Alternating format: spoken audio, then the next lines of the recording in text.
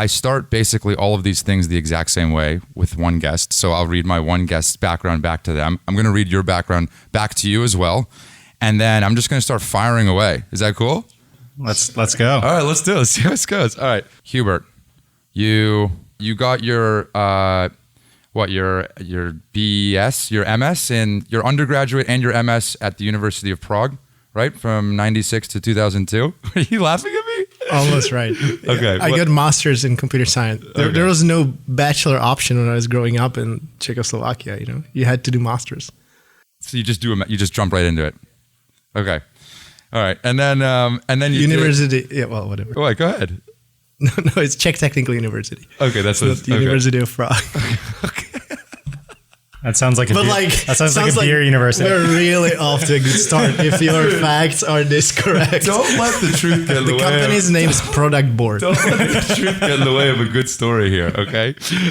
Then you did, you went to HP, then Autodesk, then Cabletron for a few years, right? Ish? Yeah, it was like while I was in college, I did, took care of the networks and the IT support basically. Good. Early days. Then Accenture in Prague, 4 years at Accenture as a management consultant. Yeah. Then you went to Berkeley. Yeah. Got your MBA. Then you went to Maestro Market? What is that? Yeah, small startup. Yeah, small startup. Not relevant. You did that for, you look so disappointed. You did that for 8 months. And then you went to Good Data. You were the VP of Product, employee number 6 there. You spent 3 years there? 4 years? Four almost. And that was like kind of the run for you that set things off. Then as of April of 2014, you were the CEO and founder of Productboard. Correct. Yeah. I started working on the company while I was at Good Data with all the IP sorted out. Different laptop. But yeah, then we incorporated it in April. All right. For those listening, Productboard has 500 employees, 6,000+ customers. Is that right? Yeah. Wow. Yeah. Has raised $262 million to date. Ilya did the seeded index, right? And then did the A at Kleiner Perkins. Yes. Right? For my first Series A that I did at Kleiner Perkins was Productboard.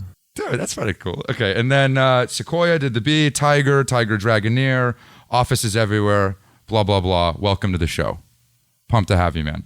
Ilya, BS in physics from Caltech, MS in electrical engineering from Stanford, then your PhD in applied physics from Stanford. Okay. Then you went to Solar Junction, which was like a startup for a couple of years. Then you were a principal at Khosla for a year.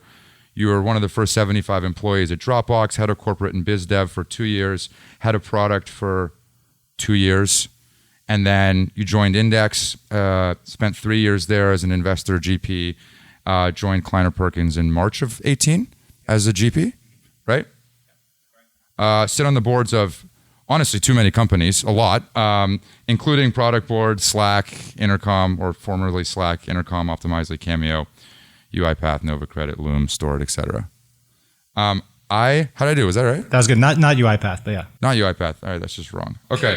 Anyway. Doesn't matter. Long story. Yeah. I want to start with a picture, and I want you to tell me what this picture is. Have you seen this picture? Have you seen this? I have seen this picture. Oh, God, where's the camera? What camera did I show that to? All right. What is this picture? And where is this from?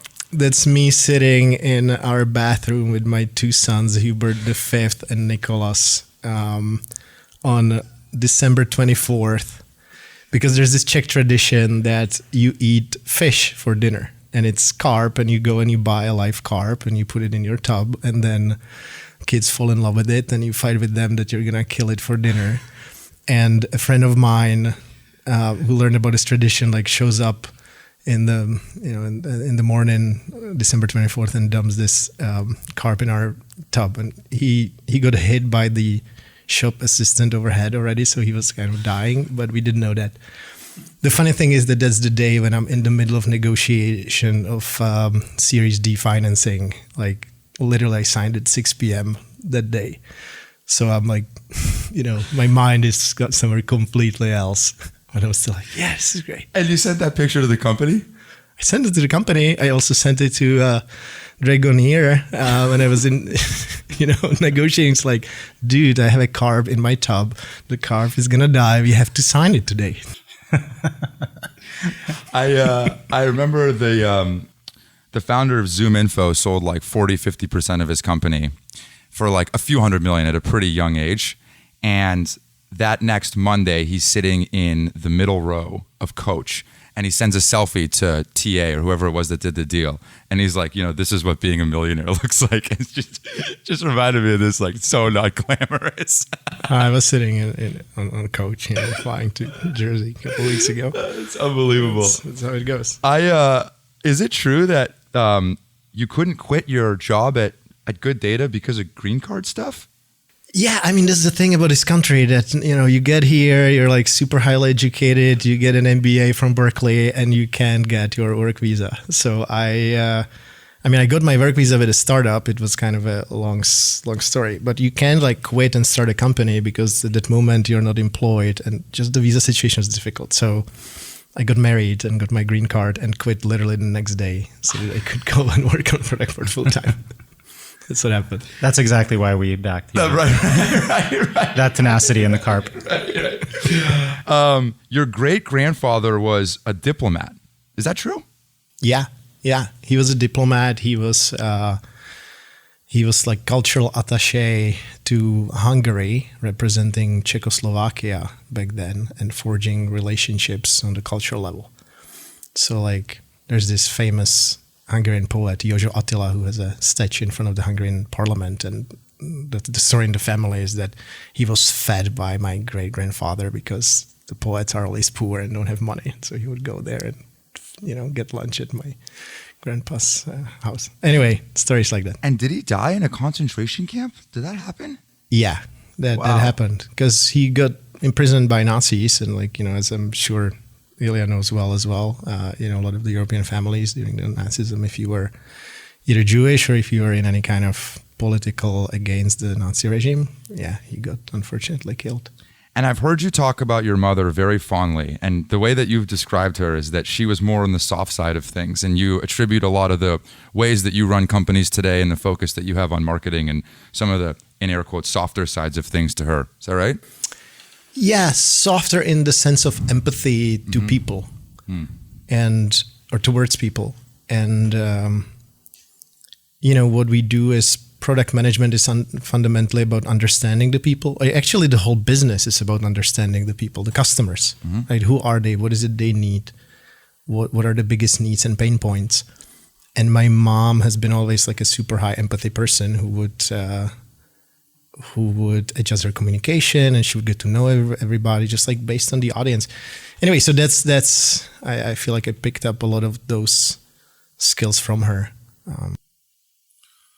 I'm going to skip over most of the background stuff because I basically have like a page and a half of Productboard questions. So if you don't mind, I just want to kind of take it from the top of Productboard stuff and just take it home from there. Is that all right? Sure. All right.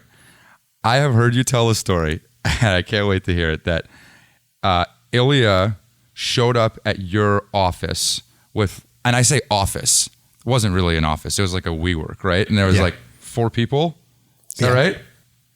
Yeah. First of all, how'd you hear about it? Second of all, what was going through your head when you showed up? Wait, so just like, give it to you. Ilya has done a lot of investments. I want to remind him what happened. It was like when he was, when we were talking about the round, it was like, hey, can I come to your office and kind of, check out whether you're a real company and that there's like real people actually working, Yeah, so he showed up and just, had coffee with me and talked to someone, peeked into that little, not cubicle, but like that little office. It was like a 4-person office that we snuck 2 extra desks illegally into because we didn't want to pay. Was this the C or the A?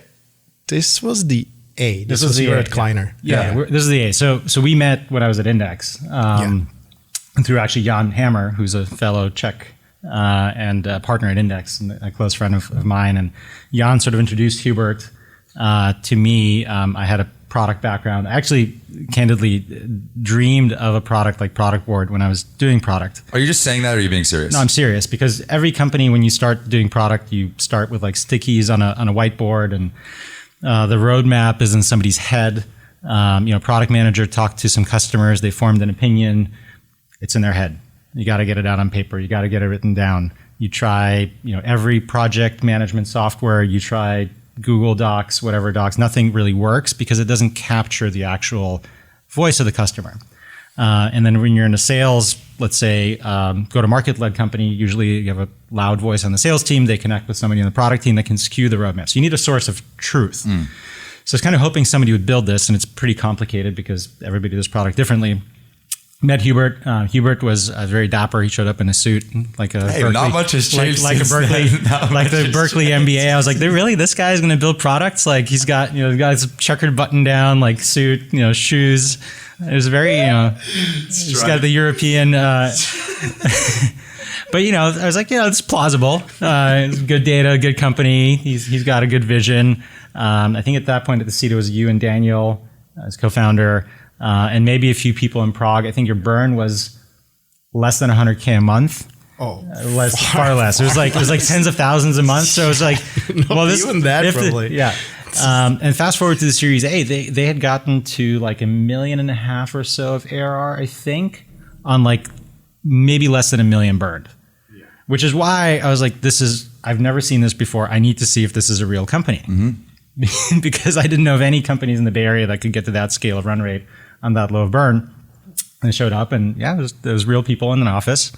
That's so funny. Yeah. Dude, when I showed up to the office at Kleiner, my first, month, I wore a blazer and I got the same attitude from this guy and everybody else. Like, what are you doing? Why are you dressed like this? I didn't, honestly, I didn't notice that because I was so stressed out about like, hey, I'm pitching this. And but it was awesome to know that Ilya was a product guy and that's always like, since then, I've talked to so many investors, obviously, who don't understand the pain points of, the customers you're after. And that's such a different conversation and so always my advice to all the founders raising money, like find somebody who knows the pain. It's like your job is so much easier. You need to persuade them that you can solve it, but you don't need to explain the pain, the problem. Yeah. I've heard you say that when you diligence VCs, you want to see what they're like when things are tough. Can you, just expand on that a little bit? Well, I think that it's kind of in any relationship, you're trying to envision when things go sideways, whether it's VCs or whether it's a relationship, like, are you going to be able to get along with the person when times are tough? And or with your employees when the economy goes down, like all of that, right? And so that's frequently what founders ask about, like, hey, did you work with Ilya when times were tough? And how did it go? And do you call people? Like, do you call people that he's worked with? Mm-hmm. And like, what do you ask them? Well, you ask them, like, can you describe a situation when times are tough and how did Ilya react? It's kind of like a, case behavioral interview, right? So that's like you're asking for specific examples. But like, to Ilya's credit or like to good investors' credit, they're not afraid to introduce you to people who are in the situation. And it takes guts even just like, to admit that, hey, there's companies, and then so the companies need to have the guts to talk to you. Guts to admit that there's companies that didn't work out. Work out and gone through tough times. I have also heard you say that in retrospect, you would have raised your Series A sooner. There would have been less pressure. What do you mean? Well, and maybe that's my nature, and it sounds like Ilya liked that we got so far with so little burn, but we just were like so like ascetic, like so frugal that I feel like in retrospect it hindered the speed. Like, I was doing everything myself, or like I was saving on lawyers and reading every contract and like joking that I got a JD on the side, and then it's just not productive. Like, you should focus on things that are going to move the needle the fastest and, delegate the other stuff. And delegating means that, you need to pay people. So if you have cash and you can pay people to do that less impactful or like, less important things in the early days, that would be better. I haven't done that. I was talking to Mamoon yesterday about founders, investors, markets, et cetera. And the question that he asked me that I wanted to ask you was, he said, if I had 100 points and I had to distribute those between market, team, and product, how would I distribute those? And I'm wondering, like, when you were kind of like at that point in time, what would that distribution have looked like for you? How were you weighing one versus the other? Hubert and the team versus the market they were tackling versus the product they had built at that point? Yeah, I'd say, it's probably like 50% market, 40%, team, and 10% product at any given point in time. Because if you have the right team, you can build the product. But if you're not in the right market, you can do a lot of work. You're just not going to really get there. So a big point of diligence here was like, how big is the product for Productboard? The market for Productboard. The real simple realization. This is again informed by being a Dropbox and seeing whether it's companies like Airbnb or some of the more iconic recent companies. Most companies are product led at the end of the day. They build a product that ultimately has some kind of interaction with a customer. And more that interaction on a digital surface drives revenue for the business. So at the end of the day, product is becoming the revenue driver. The product function is becoming the revenue driver of most companies. And so really, we have obviously our CIO advisory forum where we meet with the CIOs of the Fortune 100 companies. All of those companies are starting to build digital products for their customers, not just tools, but actual products that people engage with. And that's how they connect with customers. That's how they tell their story, and that's how they ultimately drive revenue. And so product is becoming the major driving force in all these organizations. And if you don't have the right set of tools for product, one is you're not going to build the things that people actually want, right? And two, and this is actually something that I've been really fascinated by in terms of digital native companies, you don't really have a sense of opportunity cost of time. You can always build something that's better, more polished, feels nicer, but if you don't get it out on time, you're not going to generate that revenue. You're never going to recoup those dollars. And so that's where it was for me like a realization that, I'll let Hubert talk about Productboard, but the key insight was that it was really the single source of truth for customer needs, right? It's very customer centric. It wasn't just a project management road mapping tool. It was really a place where all the customer feedback was centralized, cleaned up, prioritized, tagged, and could drive a really honest roadmap for what the business needs. And then you could actually see how quickly you were delivering that. And that's how you get the right products to customers on time, and that's how you generate the most revenue. So it's like every company is going to need to do this. And every company, if you look at the company, like it's not just the product team, it's the engineering team, the design team, the management team, the sales team, the success team. It's really your business partners, if you're doing a product partnership or integration, who need to see this, again, prioritized single source of truth for product data. And so it's literally like everybody should have access to something like Productboard. And so massive market, you know how to price it. We talk about pricing and packaging quite a bit. It's Hubert's favorite topic, always, very thorough. But you kind of know how to price these things. And so if you build something that's a flexible system that people start relying on, then I think it answers the market question. And then with the team, you really do need somebody who's a practitioner, who really understands the pain point. In the particular case of Productboard, it was actually, I know you would have wanted to raise sooner, but it was an incredible asset that you built this team in Prague, this development team in Prague, that was very fast moving, incredibly low cost. And so you could burn a lot less to validate what you were doing and get to kind of an interesting revenue scale that ultimately validated the market. That was a good pitch. I didn't expect that question. That was a good pitch. We'll reuse that. I think we have that on record here. Is it true or false, that your father-in-law, your wife's dad, sat you down and told you that you should think about how you're going to support your family and that you have a baby and a wife that's in school? Is that true? Yeah, that's true. There's a moment... my father-in-law is a dentist. I mean, he's retired now, dentist, and my mom-in-law is an open heart surgery nurse. Like they work, day jobs their entire life. And I had this moment of like, hey, I'm gonna talk to them about life wisdom, and over dinner I'm gonna bring up this topic like, hey, what advice would you give me? And like, can you share, from your vantage point, like what was important in life? And I got this answer. It's like, well, we've always been focused on making sure that the family is taken care of and that everybody's provided for. And kind of initially, indirectly, in between the lines, there was this theme of like, you should think about what you're doing, and then it came up directly as well. Like, so what are you doing? Because this is pre-funding, probably. I don't remember. Is it true that your mom, who was also like your biggest fan, also asked you to maybe consider what else you could do? Well, yeah, I mean, it took a while at the beginning, right? And like we were so thorough, and I'm so analytical. Like Ilya is alluding to pricing packages, is just like one example, but we've done so much research. And Steve Blank, the father of Lean Startup, was my professor at Berkeley, and it was like completely, built into my DNA, the iterate and see, customers' pupils dilate and like have that conviction and certainty about the pain point and so on. So we've done like 13 different prototypes, and we just like, it was such a long time. And so I had a conversation with my mom, like, hey, and I was like, oh, what are you thinking? Maybe, she didn't use the word pivots because like she doesn't know, Silicon Valley lingo, but there's that. And she always was super supportive, right? She was just like trying to broaden my perspective. Right. And it's like, maybe. I mean, this type of entrepreneurship is not very common in Eastern Europe. My family still thinks I can go back to academia. Right. Like you're wasting your degrees. Yeah, exactly. Yeah. Dude, tell me about the founder mood meter. What is that? First of all, do you still do that? I don't. So what seems unhealthy. Let's first what it is. Like again, being analytical is a good example.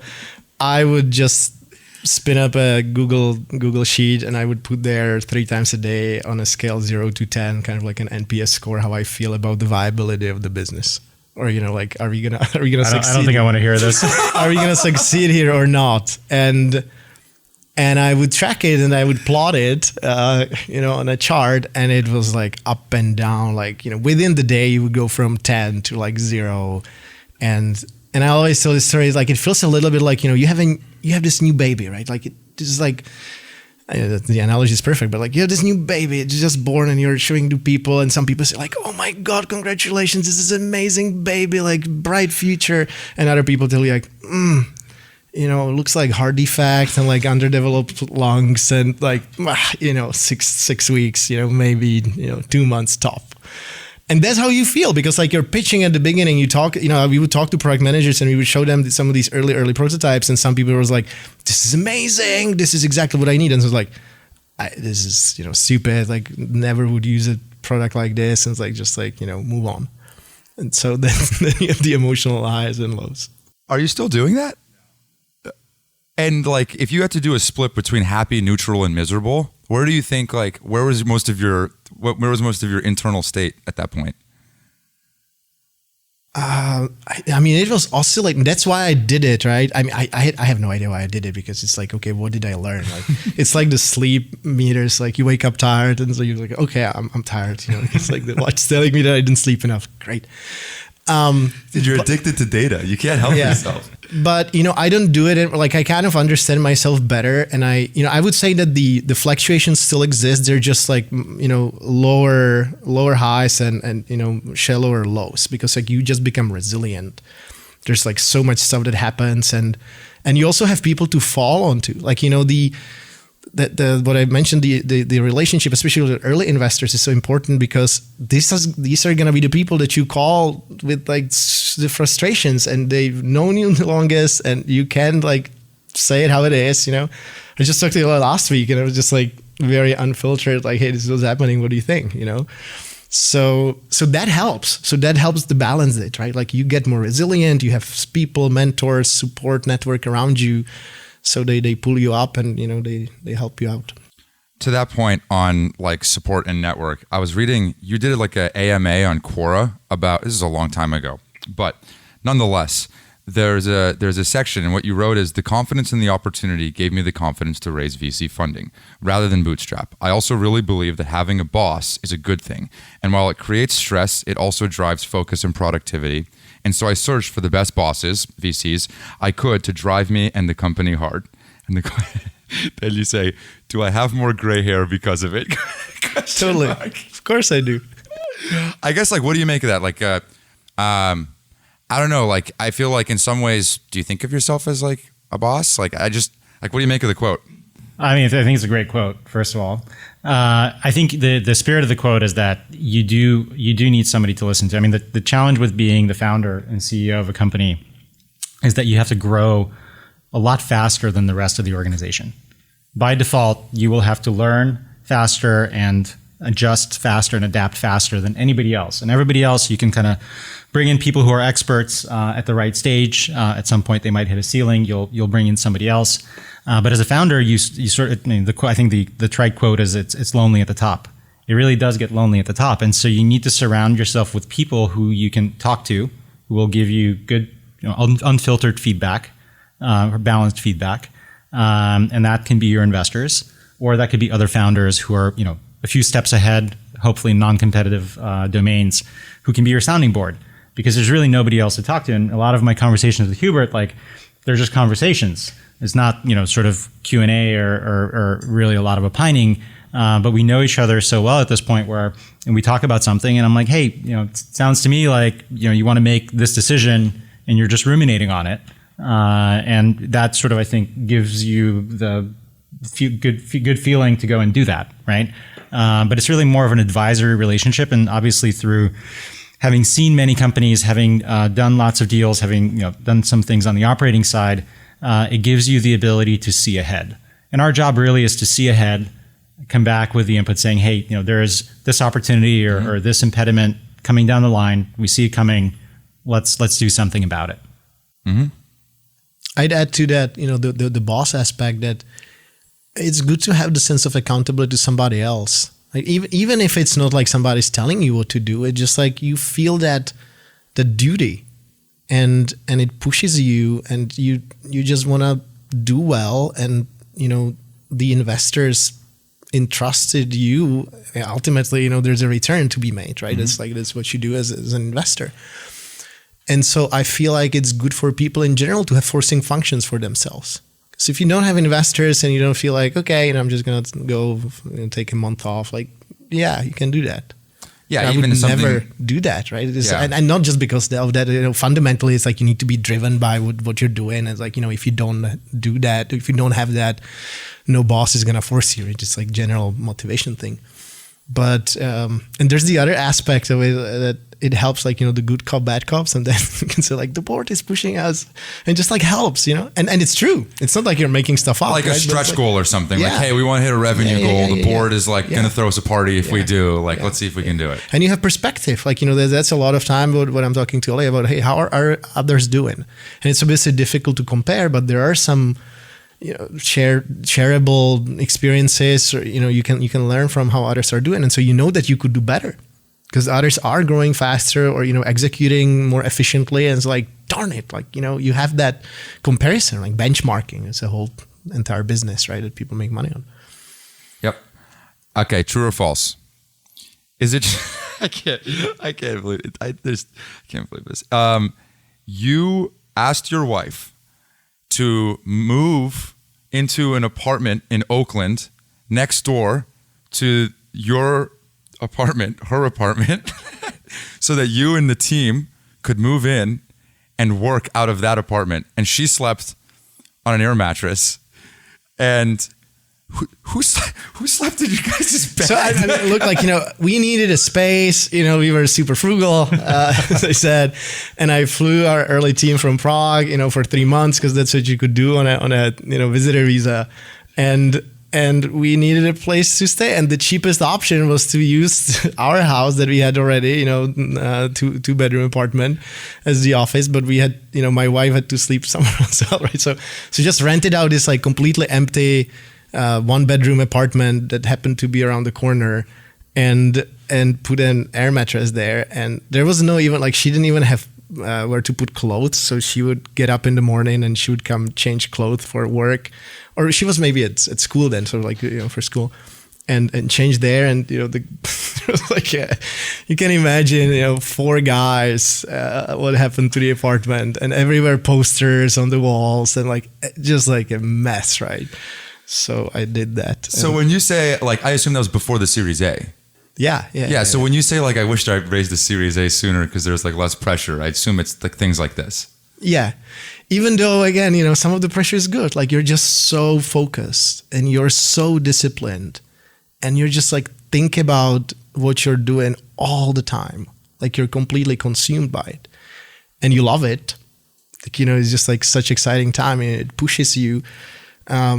obviously the perception of the people around you is probably different. Like, it's like people are asking, like, is it fair to your partner, right? Like, hey, like they have their life and they're doing their things, and like you're putting this pressure on everybody around you. So I feel like it's an important question, and a kind of knowing what you're getting yourself into, that you can be completely selfish. But I talked to my wife about it. It was like, hey, this is what I'm doing. Like, it was like, are you gonna be okay with it? And it was like, okay.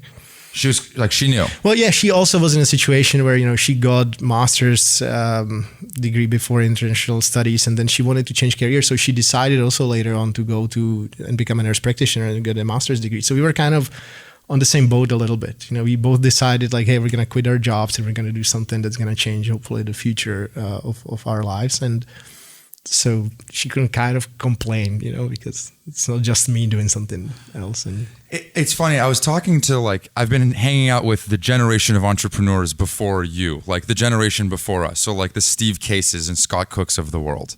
And their reflection is always, if I knew how hard it was going to be, there's no way I would have done it. Like, it's just so hard. And I think about that now. Most people know, like, as an entrepreneur, there's so much stories and data out there. Like, I guess question one, did you know? Question two, if that's true and people do know, isn't that, like, from our perspective, more exciting? Like, if you know how hard it is and you're still opting into that, I don't know. Does the question make sense? I think it does. I mean, my experience is that what makes great founders great is that they don't really dwell on the past. They sort of believe in themselves, and they think they're going to be different, right? And so I think a lot of you might have all the knowledge in the world about how hard it is, but the best founders are like, not me. Like, I'm going to crush it. That was their thing. That was their thing. Yeah. Which is great. Like, you want that aspiration, but building something, I mean, anything of value is incredibly hard. Like, you have to work 24/7. You have to be hyper focused, like Hubert said. And you have to, I mean, we all I think have very amazing wives and spouses who've let us do these things, have empowered us to do these things in our careers. But you have to dedicate yourself fully. And I think otherwise you won't get there. So you have to be a little naive, I think, to do this. And then once you're on it, like, you're already on the roller coaster, right? You're on the ride. It's too late. Yeah. I would say that there's probably two things. One is what you're saying, that you read about it and you know it.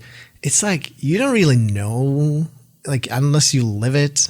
Like, if you think, oh, Michael Jordan had to work extra hard to become that athlete. Like, have you tried? Have you actually done it? You have no idea. It's like, it's so hard to replicate that experience. And of course you should educate yourself, and people write these stories how hard it was, but like, you don't really know. And then, the second thing on that is, as I found, like what Ilya said, you don't really think about that. Like, that's not like, oh, this is going to be so hard. You're thinking about the problem. You're thinking about what you want to build. You're like so focused on it. And like, as you're saying, like naive, idealistic, maybe, I would say. And the pain just like comes with it, but you don't think about it. It's not like, of course I would track the mood meter just kind of like to understand where my state of mind is, but that, that's not the driving force, right? It's not, you're trying to build something. And all right, last true or false, and then we can keep moving on. Did you start eating vegetarian because your co-founder is vegetarian and you didn't want to cook two different meals at different times because it was too? Yeah, it was the same. It's true. It's the same. I mean, you probably get the sentiment, right? Because Daniel's vegetarian. He's been vegetarian, like co-founder and CTO, his whole life, and that was during the time when we lived together. And he would make this tofu, whatever is thing. And it would take extra time for me to cook meat. And it was a waste of time. Like, we needed, to be building the company. And so literally, like, that's what it was. Like, we were like, every second was optimized and just like focused on building the company. Plus, we knew that we had these 3 months that we're together in this apartment, that we will have to go back to Europe and like, we take advantage of it. So it was like super optimized. Okay, I'm sorry. I couldn't help myself. I on that so on your as I went down the Hubert kind of rabbit hole, which was interesting rabbit hole to go down. There was you had a series of blogs on Medium, right? Medium, yeah. Which, by the way, you should keep doing that. Like you're a very good writer.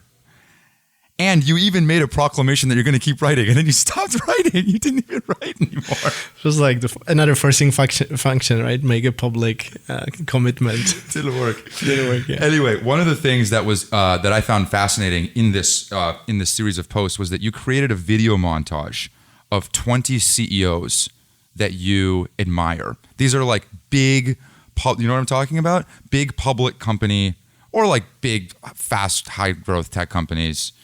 To see how they talked. Is that right? Yeah, I remember. It's funny. I haven't thought about it somewhere else. It's somewhere still really. Yeah, I wanted to see all the big founders who made like, and not just like how they talk, like public speaking, but just like what's the sentiment, what's the energy, what's the stories that they say, you know. And I wanted to learn from that. I wanted to know how they do it, but like get inspired by them. And so I put together this like a set of YouTube channels in this one Medium post, and I thought it was awesome. It was awesome. I still watch sometimes.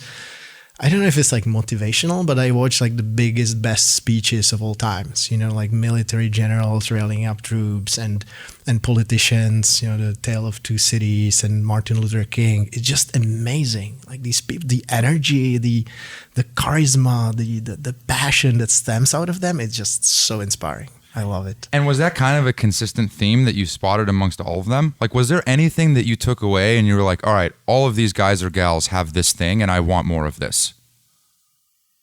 Well, you can like what I'm describing is like the undisputable passion for what you do and kind of like the candid, honest, authentic representation of it.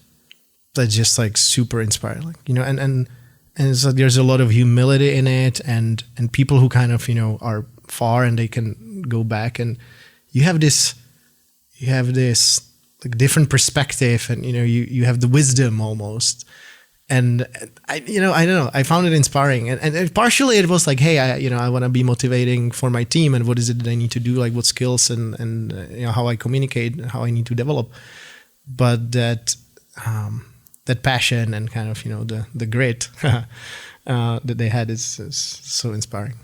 For you, same question, I guess. Like anything, like let's say amongst your portfolio of CEOs, or like if you were watching that video, like is there anything that you're looking for, like any EQ, not IQ stuff that stands out to you?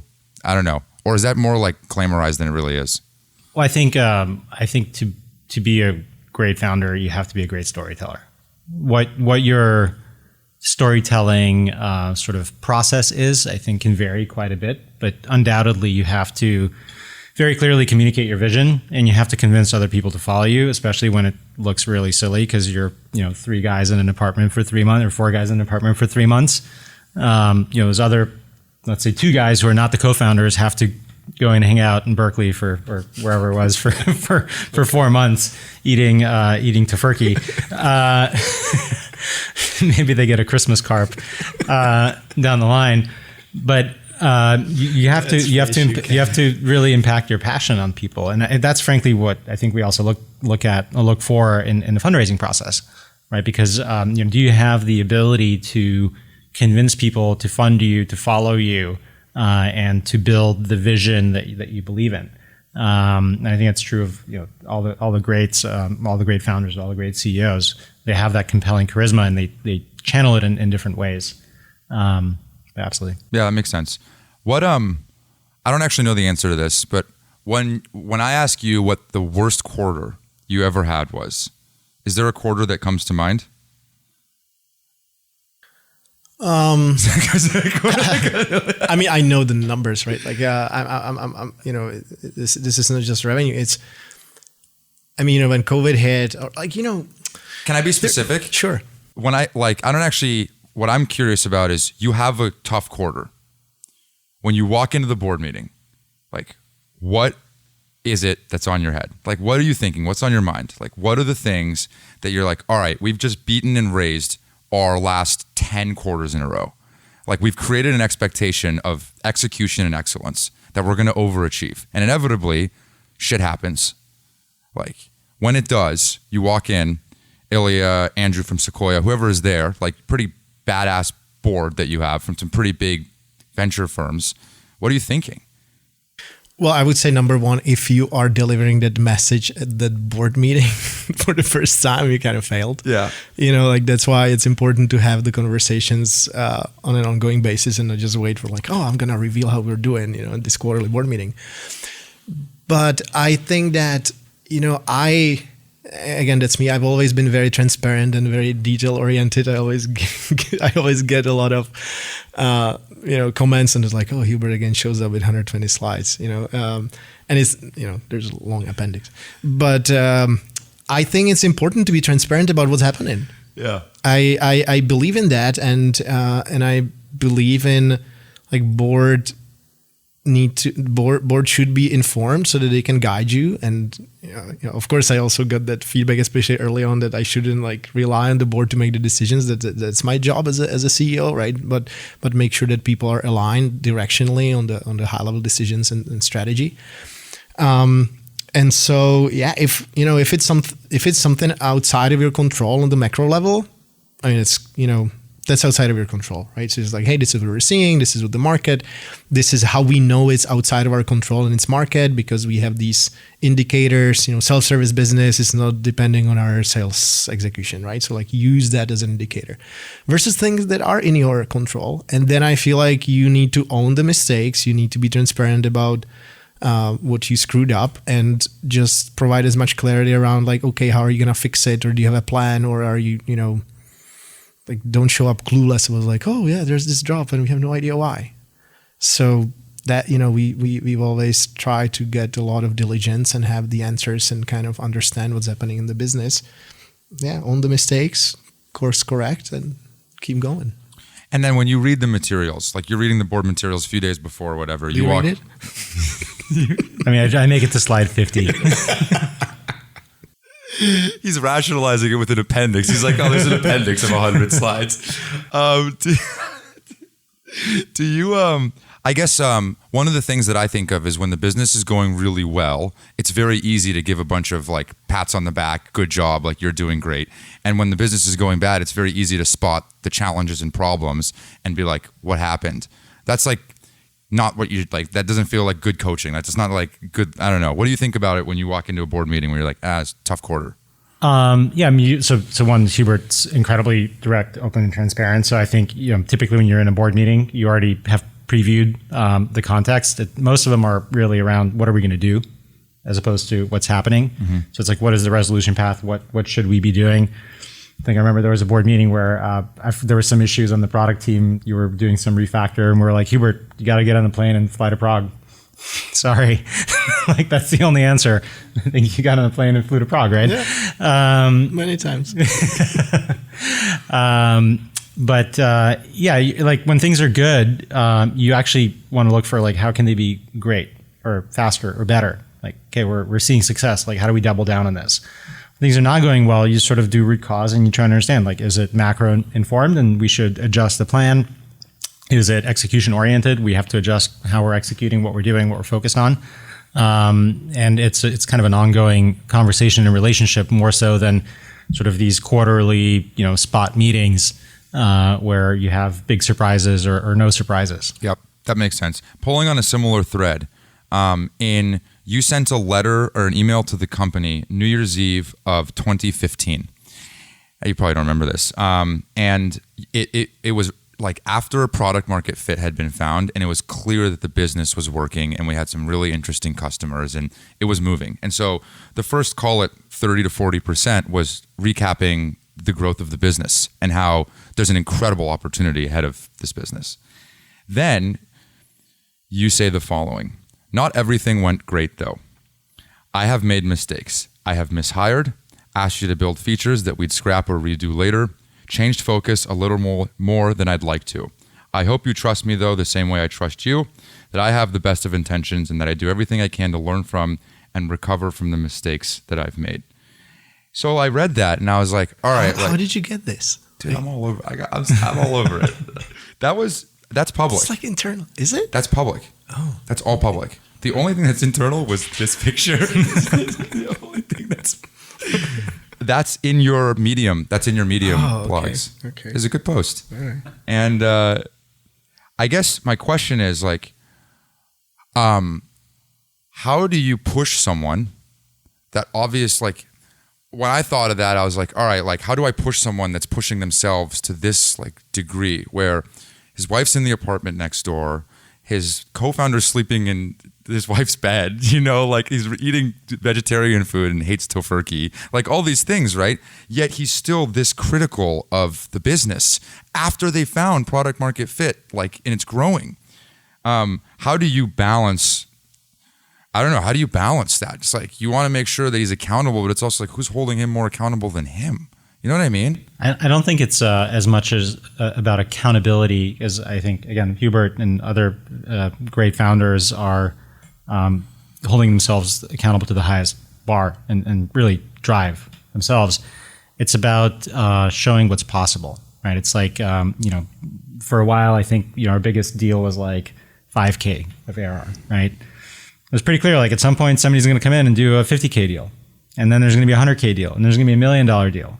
And so, but when you're on the ground, like, and you just did a 5K deal, there's no way you can think about doing $1 million deal, right? It's just unfathomable, right? There's so much distance, but you get a great sales leader in, you get a great salesperson, you get a great customer, they buy that. Now that's the new norm. And so it's really around connecting, showing, other examples of people having achieved what you think of at the time as impossible. And that kind of resets the plateau. And I think that's the best way to do it. Mm-hmm. I guess maybe for you, like, why do you do that? Why do you feel the need to be so self-critical in an email like that to the company? Like, where's that coming from? Well, part of it is who I am, because I just want to do things in general in the best way. And it's kind of like the mission of the company is make products that matter together. And it's the part of, I want to live in a world where everything is great. And I hate when things are not great. When like products suck and when there's potholes in the streets, and I hate the stop signs here in the US because I know that there's a better system. And they should, like, in our neighborhood should have built a roundabout, and there's like a 5, it's just, junction. It's like, I hate it. And that's because of my father, who's always complained about everything. and so I grew up surrounded in the environment. And so I have this like a very self-critical perspective on things, because I know that things can be better. Like I know it. Like there's people who are better, they're smarter, they made better decisions, and I just like aspire to that. And then second, I believe that in building relationships that are really like based on strong trust. Like it's all about vulnerability and authenticity, and nobody makes all the decisions right. And you need to admit and own your failures. If you expect it from your leaders, like you need to lead by example. And like, yeah, I mishired. Like, I had to fire many executives right on the team because it wasn't the right fit. Like it was my mistake because, I interviewed them and I thought like, hey, this is going to be great. But like, I misread the signals and misunderstood the needs often. There's nothing wrong about the people. Just like I actually didn't realize what it is that we needed. And remember, we talked about it so many times. Like you had some of the advice you gave me, like, hey, Hubert, let's just talk about what do you actually need. First, like, okay, you need a whatever CMO, but like, no, what do you need? Like, what's the profile of the person? So, that is the motivation, the honesty in front of the people that decided to join you, like very early on. They are entrusting you with, the livelihoods. Like they're spending so much time in the company. I feel like you have the duty to be truthful, honest with them, and own the mistakes and celebrate the successes as well. Yeah, the email was probably positive overall. Like the Slack message, I hope. Check your Medium. Do you get, this is a weird question, so just bear with me, but like, do you get nervous now, given that it's like the sexy company with the sexy VCs on the cap table and whatever, the people are on it for the wrong reasons? Do you know what I mean? Okay, Yeah. like because XYZ invested, or because now the business is doing this much revenue, that they're coming in for not the love of the game as much as it is maybe like vanity metrics that don't matter as much. Yeah. Like I want to get Productboard on my resume. Yeah, I mean, if you're early on and if you have like no success to point to, like people who join you are complete missionaries, because there's like no mercenarism. Like you don't get paid really, and like it's you need to believe in the company, and so that wanes over time, and it's harder and harder, and the risk level goes down. The needs change also, like you just need different people. So I don't like stress about it, but it is definitely something that you need to more institutionalize. Like that's we hear that, like, hey, you need to focus on the mission interviews and make sure that the mission resonates with people and so on. Early on, it's kind of implicit because again, the stage of the company, people don't join you because they want to make more money than at Google or whatever. But later on, it's like you need to check on that. I actually don't know whether we've mastered that. I feel like we still have a lot to learn to kind of have that real deep conversation with people to get clarity of why they're joining. It's hard. What's been the most surprising thing for you as you've scaled? Like you've never seen a scaling business at this point, like where we are now. What has surprised you? What's been easier than you thought, and what's been like way harder than you thought? To your earlier point that you kind of learn and read about stories and so on, like, so, you obviously hear about how difficult it is to scale and you're doing everything with many more people and you're more distant. One thing that I'm surprised by is how few people in the world actually know what to do. And you're like interviewing some of the top execs from companies that are, the Silicon Valley darling brands, and you leave the interviews like, this person has no idea what they're doing. Like they just happen to be just great in the right spot, in the right time, and it's hard. I mean, I maybe I shouldn't be surprised, right? Because if you're doing something new and people have never done it. Like if maybe if I was building a simpler CRM, then it's easy to go and hire people who build CRM software beforehand. But even then, it's like it's different. But like in our case, there's no category of product management software platforms that has been established, and you can just go and hey, like we're doing this with modern UX or in the cloud, and it was on premise. Like it's just so much new stuff. So anyway, that's surprising. And so I always, like I frequently kind of have this hope that this person will come because they've seen the bigger scale and they're going to solve everything. It's like, no way. It's like, okay, that's naive. This is constant disappointment. Constant disappointment, there you go. Is it weird being in this like thing where you have peers at the Series A and they raise the same fundraising and you kind of look around and like the Okta founder was relaying this back to me where he talks to all of his peers, similar to what you were talking about. And he thought very highly of them. They all know better. They know what to do than he does. And then when they go to like dinner parties and drinks and stuff, they're all killing it. Like everyone's killing it, but you. Like everybody around you is killing it, but you. And then, you kind of look under the hood of the car and you're like, wait a second. This is like a loosely held disaster at best. Do you ever feel that way? Oh, of course. That's kind of, I don't know if irony is the right word. Like as you're interviewing the company, like you get to know some of the dirty laundry around the companies because people talk. So like, and I know that other people don't necessarily have that. Like I'm in the unique position. I've interviewed hundreds of C-level execs by now, like across all the roles, right, in the last couple of years.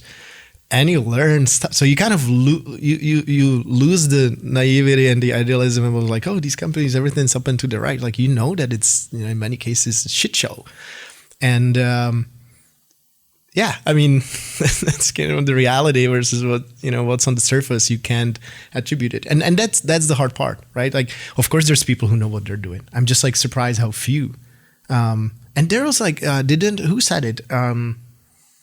Was it Mark Andreessen or there's this theory that even at a company of the size Hewlett Packard, there's like 20 people who are making the most important decision, like setting the direction. Who are the people? Oh, it was on the product team that you need the people who have the product sense and who have the ability, like the product pickers. I don't know whether it was Mark Andreessen or Ben Horowitz. That's like, that's like what Steve Jobs was like. He wasn't the designer, he wasn't the engineer. He had the ability to say, this is bullshit, this sucks, or this is great. And he had that sense. And the point is that at every company, you have few people who have this ability to make the decision, who are so intimately connected to the market, who understand the needs so deeply that they can make this decision very quickly.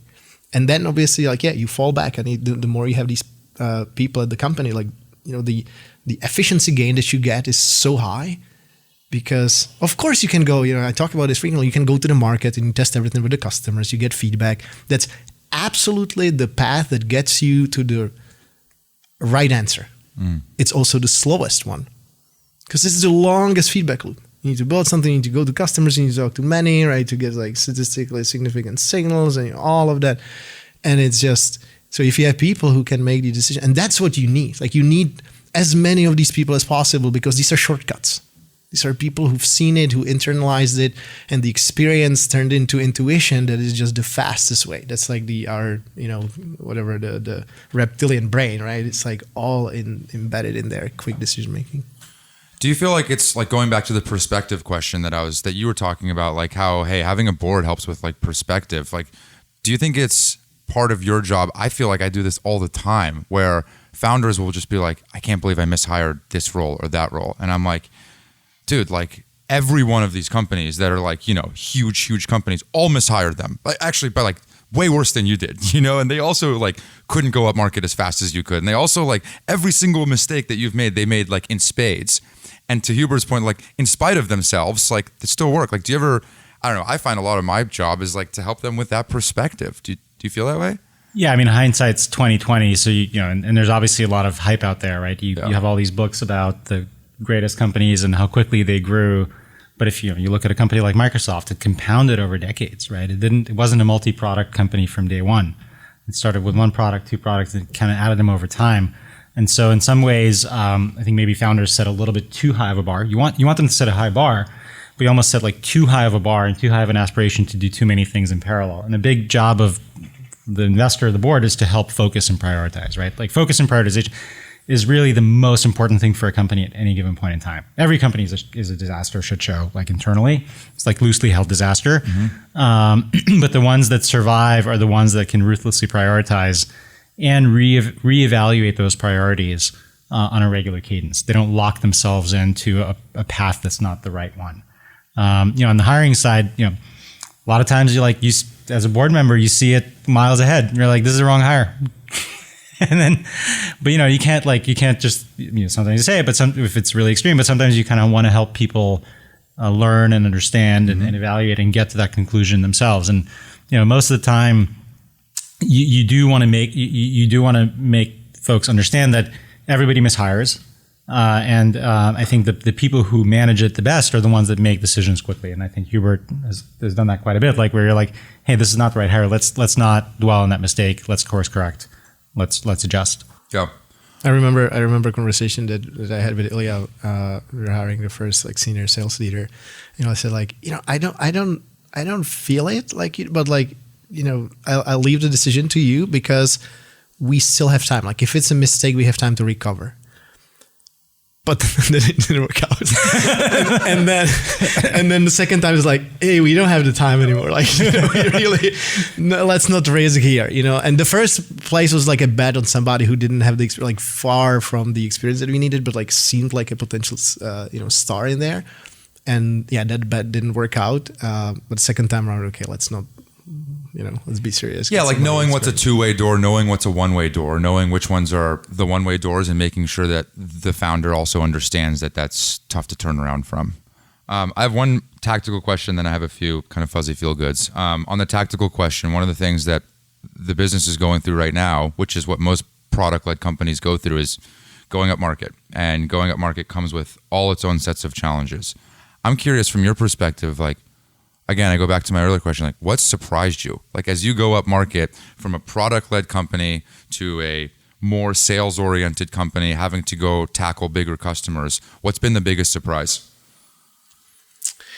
I mean, there's many things that you need to change, and I feel like, I'm surprised by how people perceive the role of sales versus product in the process, and kind of, finding leaders who understand how to sell to a product-led company to audience that starts with a product. It requires special skill set. Like, you can be imposing too much, and it's hard to unlearn those skills. Like if you had that, but if you're going upmarket, that's like the you're almost running like almost different businesses. Like, it's like the bottom fat, self-service SMB, and then you get these companies where, I mean, sometimes it seems like from a previous century, you have, like, you guys, you understand what product management is, and it was like, yeah, no, like no idea, but that's great, right? It's opportunity because like, okay, we can help you. Like, we actually know how to do it, and, we have the expertise, and we can show you what people do. And, for all the talk, how digital transformation is changing the world, like it absolutely is, right? But it's just like, it's surprising how many of the incumbent super successful companies are completely not equipped to do a great job. And again, for us, it's a great opportunity because we can help them not just with the product, but with the product comes set of best practices, and we have professional services team, and we help you, and we even point out like what kind of leaders you should hire, and like all of that. It's amazing opportunity. Honest question: did you ever think like, we don't need sales, like we don't need to go up market? Yes. No. Can I actually preface this? No. Wait. I want to preface this, and I'm going to lead the witness here because I actually agree with Ilya, not because we're on the same team here, but there is another quote. And dude, there's a lot of content out there. I'm curious where this is. Like, I have a context. Okay, so you have I think it's on the same medium. It's in the same. I think it's in the same 2015 New Year's Eve post. You said, this is so gnarly. You said, we will need to withstand the pressure and lure of really big deals that are off our ideal target segment. I promise to guard us from spreading ourselves too thin from, as Jeffrey Moore puts it, the deadly sales-driven culture. Yeah, I mean, says Joubin. He's like sales advisor. Give us a break, but like, here. this is like timing, right?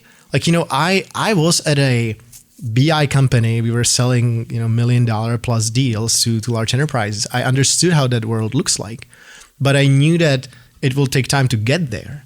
And so like early on, of course, like Ilya is like, he was pushing me, and others were pushing, like, maybe sooner, start selling sooner. I think that was absolutely the right push.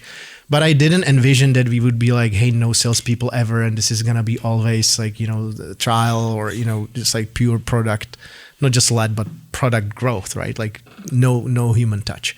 I knew that if you're selling to a large enterprise, you can't get away without sales expertise and sales approach. You're dealing with procurement, like you need change management, like you all of it, right? Because I've had that experience, so that was helpful. The question is the timing. Like, what is the right time? Are you shooting, like, are you far above your, how do you call it, your weight or whatever? Like, you're punching above your weight.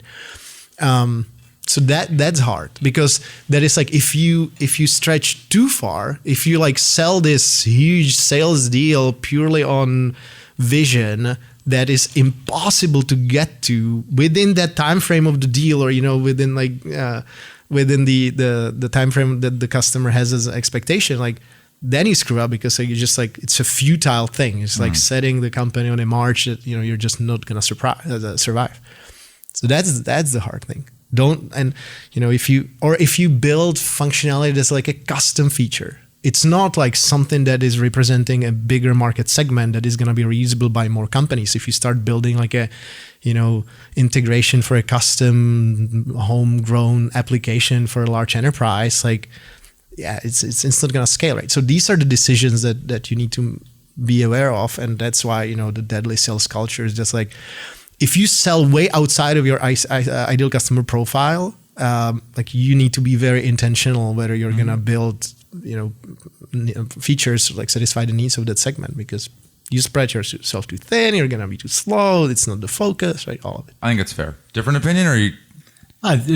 No, similar opinion. I mean, I think you have to sequence it, but you do. I think what a lot of like very product oriented companies don't do early enough is bring in the sales folks who will stretch you in the direction of the customer. So certainly, 2018 like Series A, if we had landed a $500,000 million deal, like we would have not been prepared to service that customer in any way, shape, or form. Like that would have been absolutely the wrong thing for the company.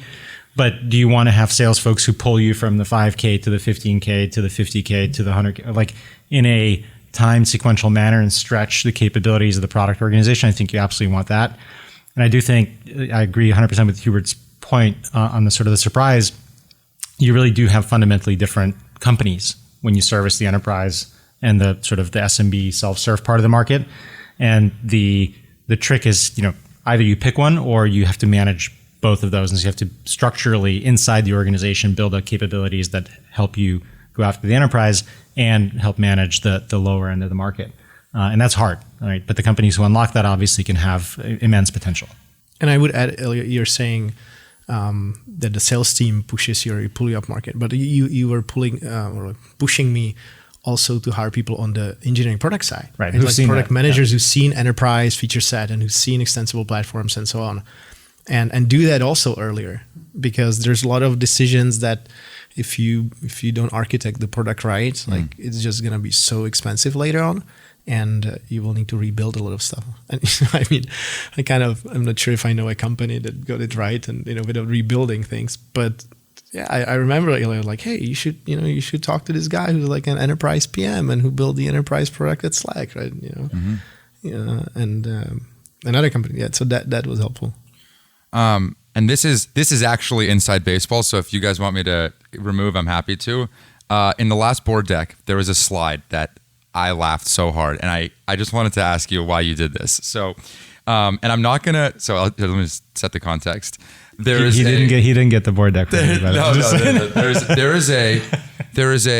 is a trend line of perceived level of urgency to curb down spending given macro. And I'm not going to say where people were on that trend line, but it was pictures of all 4 board members mapped on urgent to not urgent. Yeah, so it wasn't a trend, it was a spectrum. It's like, it was inspired by the New York Times Supreme Court justices, like, how progressive versus conservative you are. And I was like, oh, this is a great idea, because, I talked to everybody one by one. Like, hey, how do you feel about the economy? This is Q2, end of Q1, right? So beginning of Q2, I think. It's like, hey, how do you feel about the prospects? How aggressively should we slow down spending? Or, like, what's the push for efficiency? And I got different answers. And so I said, like, I bet that there's going to be like a group thing. And if I just, ask everybody that question in the same room, that everyone is going to gravitate towards the same answer. And so like, I'm going to drive the conversation a little bit and I'm going to challenge people. I'm going to put them on the spectrum. And so I did. I put their little images, so that it's cute, design, oval mask. And you should say, this is like, the first reaction is like, Ilya texts me like, slide whatever, LOL. Right? It was like he did not tee me up for this, by the way. He did not tee me up for this. That was the first thing. And then in the board meeting, it was like, I don't think we're that far away in our opinions. And then people started like justifying. We were debating whether the scale is linear or nonlinear. Exactly. It was like, we kind of feel like we are all saying the same thing. It's like, you guys, like, this is hilarious. So it was awesome. It was a great slide. We got. I felt like we got internally, like, a lot of learnings out of that exercise, and then kind of creating a little bit of controversy. That is super funny. You schedule everything. Is that true? Like, yeah. I'll be specific. Like friends and family time is in your calendar, like weeks in advance. Like it's booked out weeks in advance. Is that true? Why do you do that? It's just, you're trying to balance the work life and the professional. I don't think this is not like, is it crazy? Is it unique? It's just with everything that's going on, and you're running a global company with time zones, and you just, you need to start planning. Like, I have a yearly calendar that I do at the end of the year. Like, hey, these are the goals with my family. This is the trips that we want to take. This is like, any big milestones. And then I go from there, and I try to make sure that I allocate the time. Because for me, the process and the framework is kind of what I fall back on in terms of like feeling good about allocation of time. Because if you don't have that outline, and if I kind of don't make the commitment that this is the time I want to spend with the family, the work life always seems, the work life is always shorter term than the personal life, and the short term things feel more urgent. And so it's always easier to prioritize like, oh, this is critical for tomorrow or next week, while your kid is going to be, around, if I don't spend the evening tonight, I can spend it tomorrow. But then in the aggregate, you end up looking back and it's like, shoot, I haven't seen my kids, in a year. Mm-hmm. So it's just like a tool that helps me be a good father and a husband, in addition to hopefully running a successful company. You've said that the hardest part of entrepreneurship is being present and protecting your family from extreme startup stress. Like, kind of in the same vein? In the same way, and a little bit what I mentioned earlier, that it's not fair to bring too much of the work stress to the people around you. And then also the other thing is, and I still sometimes made a mistake, like, you inevitably end up comparing your stress level to the stress level of other people. And you forget that your child who's 6 is stressed in the same way about not being too able to watch the show right now as you are about, having a parting conversation with a C-level exec, or just like completely restructuring the company. And like on the absolute scale, obviously, restructuring company and firing exec is much more complex, nuanced thing, and requires more resilience and expertise than being or not being able to watch a show. But relatively in that person's situation, it isn't. It feels the same. So yeah, I'm trying to be sensitive to it, and I don't always succeed, but I try. All right, one more question on this. Did you, when Hubert V was born, was there a feature in Productboard that There was, yeah. So Hubert, when we were expecting a baby, we created inside our internal Productboard, there was a feature that was planned, like, to be released, and it was Hubert V. Or there was a baby because we didn't. I don't know whether we put the name. I kind of knew that it would be Hubert. My wife tried to challenge me until like the last second, like, don't name him Hubert. This is ridiculous. Yeah, and there was a little emoji, that little baby. And we launched it and celebrated. Feature complete. Feature complete. Yeah. Well, maybe it was a product, because we have like a whole product hierarchy. You can have multiple products because we support complex product portfolios. Maybe it's time for a vacation. Schedule that in. Not just a feature. I appreciate this, fellas. This was fun. Hubert, thank you for the time. I could keep going, but unfortunately we can't. I asked the same closing questions. The first is, are you hiring? I know you're hiring. So, like, what are you hiring for? Any key roles that you want to shout out? We're hiring so many roles. Senior roles, Senior Vice President of Customer Success, somebody to come and lead customer success organization, somebody who's got experience in the enterprise. It would be awesome. We're hiring Senior Vice President for Engineering. We're hiring revenue, head of revenue marketing. We're hiring products, VPs in Europe and here, growth product people. There's hiring sales executives. Oh, like, hey, we're hiring across the board. Sales. Yeah, there's a. What's the best way to? Sorry, go ahead. I was going to ask what's the best way to like apply. Reach out to you. There's a website, or people can, obviously, the senior people reach out to me. Feel free to ping me directly. Or just go through Ilya. Just ping Ilya. Or ping Ilya. Ping Joubin. Ping Joubin. All right, last one. When you hear the word grit, what comes to mind? In the light of everything that we talked about, it's the courage to keep going no matter how much adversity you're facing, and it's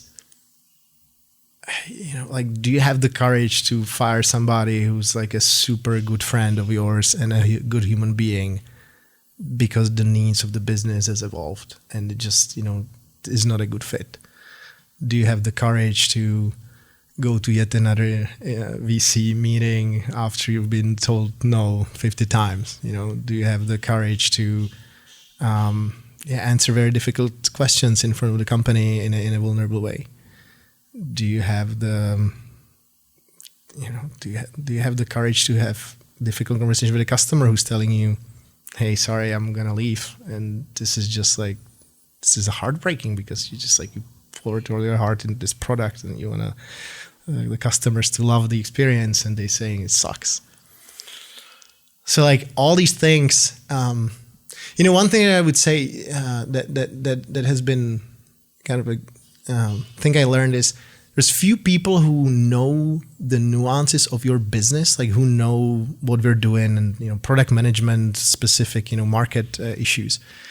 But there's a lot of people that you can lean on when it comes to people issues, and you should be surrounded by mentors who help you with all the personal struggles. And the bigger the company, the more people issues you're facing. And I realized that you don't need to rely on people who build a B2B SaaS company of similar type for that kind of advice. You can talk to people who are in their 80s and don't know anything about tech, but they know everything about the struggles of interpersonal relationships and navigating difficult conversations. And so then they help you, right? If you can fall back on them or if you can rely on their advice, and then that, having the grit to go through these conversations is much easier. That's a hell of an answer. Thank you both. That was fun. Appreciate it.